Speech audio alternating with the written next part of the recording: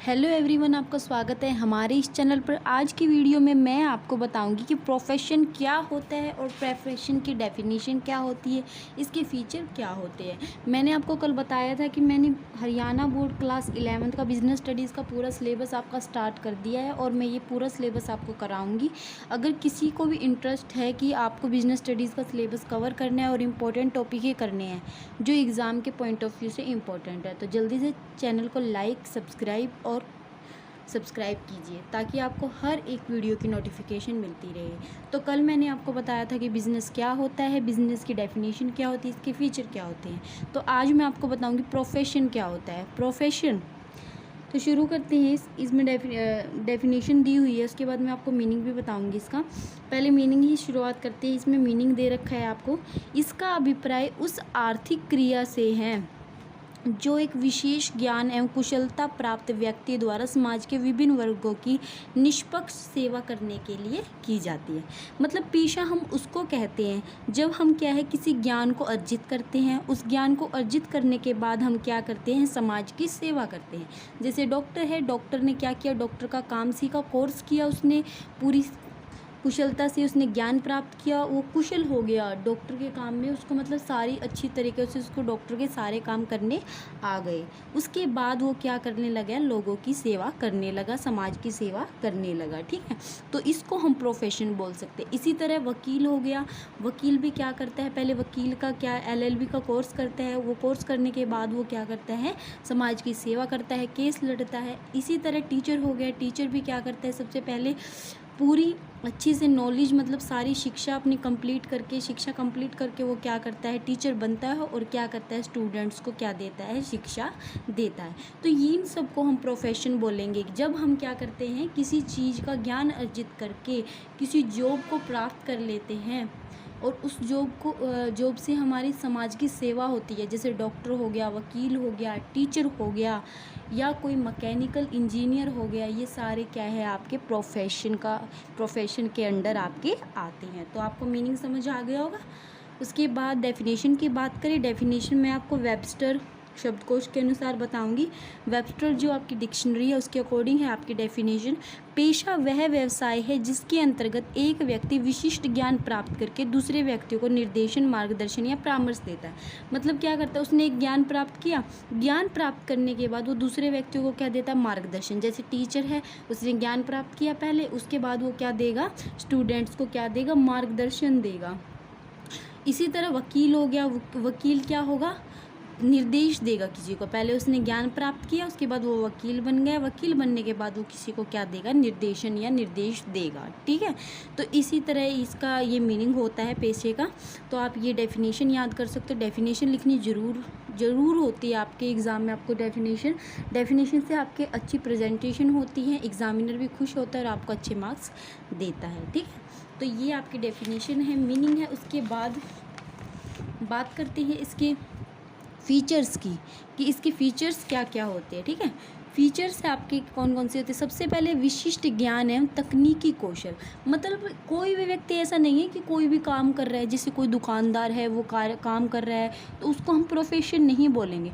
दुकान तो कोई भी कर सकता है, अनपढ़ व्यक्ति भी कर सकता है और पढ़ा लिखा भी कर सकता है, उसको हम प्रोफेशन नहीं बोल सकते। इसी तरह कोई मज़दूर हो गया, वो भी काम कर रहा है लेकिन उसको भी हम प्रोफेशन नहीं बोलेंगे। या कोई लकड़ी का काम कर रहा है या कोई फैक्ट्री में काम कर रहा है, कोई वर्कर काम कर रहा है फैक्ट्री में, लेबर है कोई, उनको इन सबको हम किसी को भी क्या है, प्रोफेशन नहीं बोलेंगे।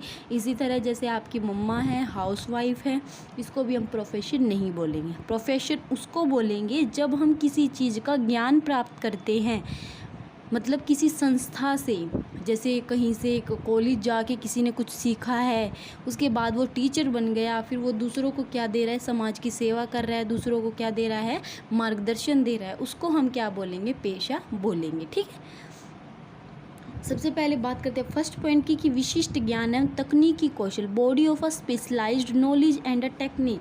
पेशे की पहली विशेषता यह है कि एक पेशेवर व्यक्ति में विशिष्ट ज्ञान एवं तकनीकी चातुर्य होना चाहिए।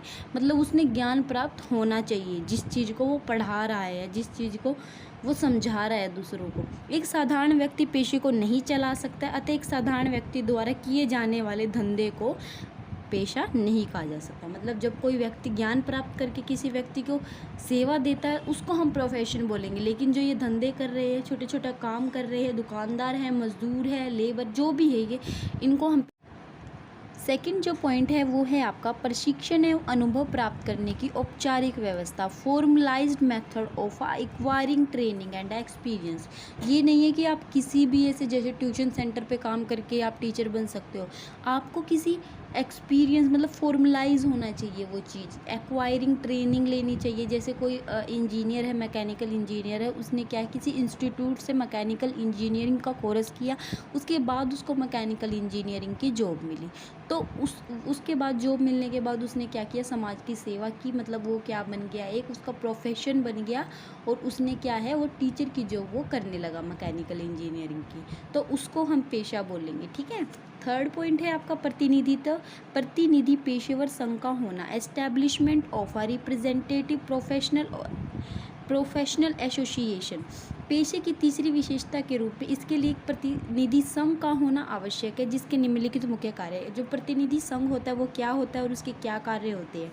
प्रतिनिधि संघ का क्या कार्य होता है, अपने सदस्य के व्यवहार को नियंत्रित करना, to regulate the behaviour of its member. मतलब जो भी पेशे के अंदर काम कर रहे हैं उनको क्या करना, उसके बिहेवियर को कंट्रोल में रखना। सेकेंड पॉइंट है पेशे की विभिन्न क्रियाओं का मार्गदर्शन करने के लिए आचार संहिता तैयार करना। एक जो पेशेवर संघ होता है वो क्या करता है, गाइडलाइंस देता है पेशेवर संघ को। मतलब जो पेशे का कार्य कर रहे हैं जैसे डॉक्टर, वकील, टीचर, इन सब के लिए गाइडेंस तैयार करता है, मार्गदर्शन तैयार करता है। और आचार संहिता जिसका सभी पेशेवर व्यक्तियों को उसका पालन करना पड़ता है। थर्ड पॉइंट है आपका अपने सदस्यों की छवि को एक पेशेवर के रूप में बनाना एवं विकास करना, to build up the promote the images of its members as a professional। मतलब क्या है, उनकी विकास करना, पेशेवर संघ का कैसे जल्दी से जल्दी विकास किया जा सके वो भी कार्य करता है प्रतिनिधि संघ, ठीक है। फोर्थ पॉइंट अपने सदस्यों को न्यूनतम योग्यता निर्धारित करना, मतलब उनकी मिनिमम क्वालिफिकेशन कितनी होनी चाहिए यह भी कौन तय करेगा, पेशेवर संघ। फिफ्थ पॉइंट है पेशे में प्रवेश को नियमित करना, to regulate entry of a profession. Bharat में पेशे इस तरह की प्रतिनिधि संघ स्थापित हो चुके हैं। जैसे वकालत, वकील के लिए मतलब अलग अलग चीज़ों के लिए अलग अलग क्या होते हैं, पेशेवर संघ होते हैं, ठीक है।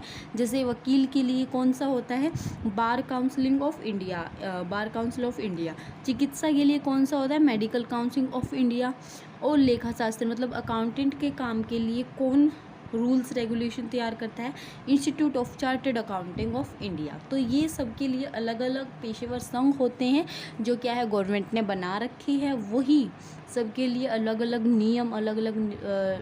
नियम नीति जो भी बनाते हैं वो है पेशेवर संघ सबके लिए बनाते हैं। उसके बाद आपका फोर्थ पॉइंट है कोड ऑफ कंडक्ट या आचार संहिता। एक पेशे के सदस्य निर्धारित आचार संहिता का पालन करने के लिए बाध्य होते हैं। आचार संहिता के अंतर्गत पेशे से संबंधित नियम, ईमानदारी, सत्यनिष्ठा, नैतिकता पैमाने को सम्मिलित किया जाता है। रूल्स, ऑनेस्टी, इंटीग्रिटी, मोरालिटी और नॉर्म्स को सम्मिलित किया जाता है। मतलब सबको कोड ऑफ कंडक्ट का पालन करना पड़ता है। पेशेवर संघ ने जो आचार संहिता बनाई है, जितने नियम रेगुलेशन बनाए हैं, उन सबको क्या है फॉलो करना पड़ता है जो भी व्यक्ति पेशे का कार्य कर रहे हैं। फिफ्थ पॉइंट है आपका आर्थिक स्वार्थ के स्थान पर सेवा भावना को प्राथमिकता। मतलब जैसे होता है कोई भी काम करते हैं वैसे तो उनको सैलरी तो मिलती है, लेकिन उनका मेन कार्य क्या होना चाहिए, समाज की सेवा की तरफ होना चाहिए। जैसे अन्य धंधों एवं व्यापार की भांति ही पेशा करना भी जीवित रहने के लिए धन अर्जित करने का एक साधन है। पेशा भी सभी व्यक्ति इसलिए करते हैं ताकि उनको क्या मिल सके, सैलरी मिल सके, धन मिल सके, जिसमें विशेष ज्ञान के आधार पर उचित पारिश्रमिक लेकर समाज की सेवा की जाती है। यही कारण है कि पेशेवर लोगों को समाज में सम्मान प्राप्त होता है। उदाहरण के लिए एक डॉक्टर चिकित्सा के पेशे से अपनी आजीविका भी चलाता है। मतलब आजीविका मतलब उसको, जैसे कोई डॉक्टर है वो क्या कर रहा है, डॉक्टर का कार्य कर रहा है, उसके लिए उसको सैलरी तो मिलेगी, लेकिन उसका मेन ध्यान किस पर होना चाहिए कि उसको क्या है, मरीजों का इलाज करना है, समाज की सेवा करना है। ऐसे ही अगर कोई टीचर है, उस टीचिंग करने से उसको क्या है, सैलरी तो मिलेगी, लेकिन उसका मेन उद्देश्य क्या होना चाहिए, बच्चों को अच्छी से अच्छी शिक्षा देना। तो ये आपके 5 पॉइंट थे। पहला पॉइंट है विशेष ज्ञान होना चाहिए, प्रशिक्षण एवं अनुभव प्राप्त करने की औपचारिक व्यवस्था होनी चाहिए, सीक्वेंस होना चाहिए।